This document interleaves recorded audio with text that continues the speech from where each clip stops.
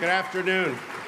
I'm Danny Burstein, and it's my honor to welcome you here to celebrate the life of Sheldon Harnick, the most extraordinary, talented, beautiful human, and one of the most legendary, poetic Broadway storytellers that the world has ever known.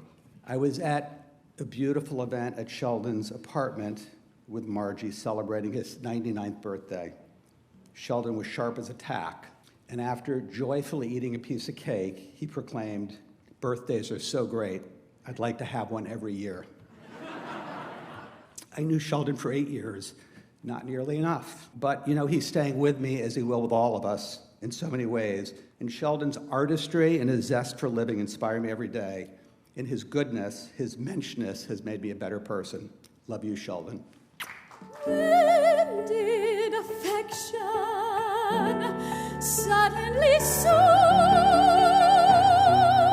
What a strange and beautiful touch, that I love him so much when I didn't before.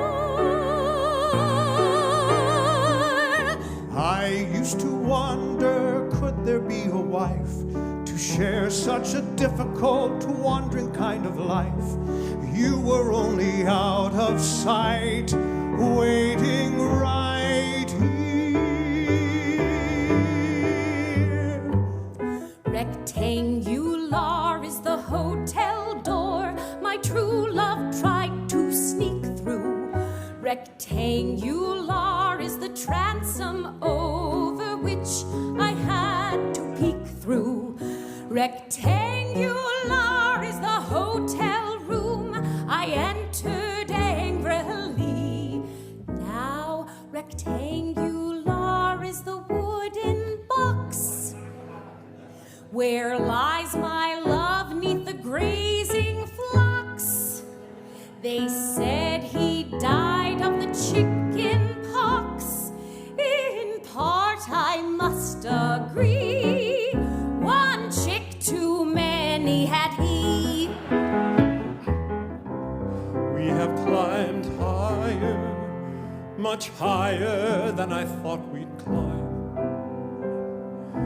It's a long journey, and even though the end's in sight, there's not much time.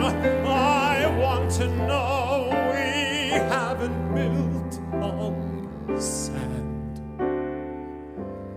in my own lifetime. So many of us up on this stage, and so many not up here, have had their lives changed by Sheldon. As young artists, he encouraged us, mentored us, came to our readings and shows, and collaborated with us, where, as this Pulitzer Prize-winning giant, he made us feel like his artistic equals, and that he valued us and appreciated our talent. He treated everybody with that same respect. Sheldon was a superhero. What gave you the idea that a man who makes his living handling liver, lungs, and kidneys has no heart?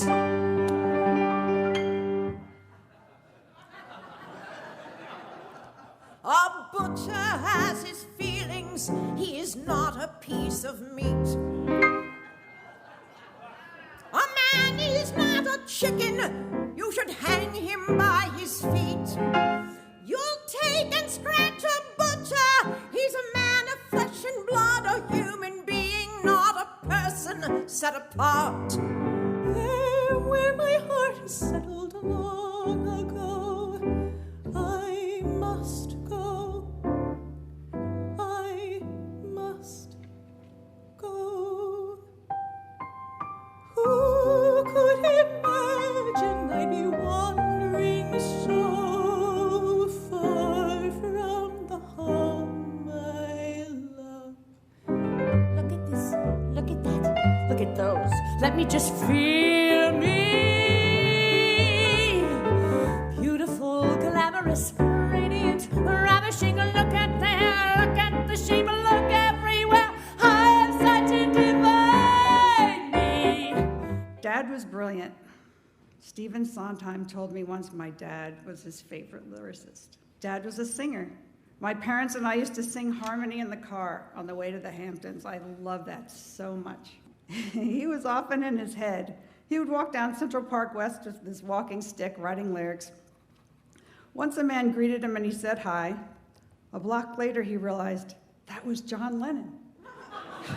Another time, he and my mother were walking on Main Street in East Hampton. They ran into a woman and my mother chatted with her for a while while my dad stood there smiling and nodding. Afterwards, my father asked my mother, "So was that one of your friends from art school?" She's like, "No, Sheldon, that was Barbra Streisand." But my father and my mother said we'd learn to love each other, and now I'm asking Goldie, do you love me? I'm your wife. I know. But do you love me? Do I love him? Well, Deep down inside, I think we always knew that Sheldon was the best of us.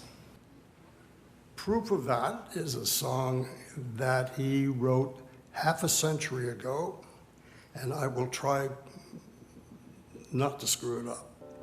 They're rioting in Africa. Do-do-do-do-do-do. They're starving in Spain. There's hurricanes in Florida.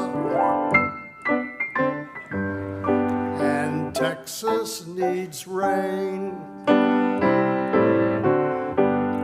The whole world is festering with unhappy souls.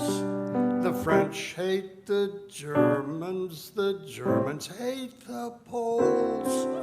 Somehow it all reminds me of Dr. Jekyll and Mr. Hyde.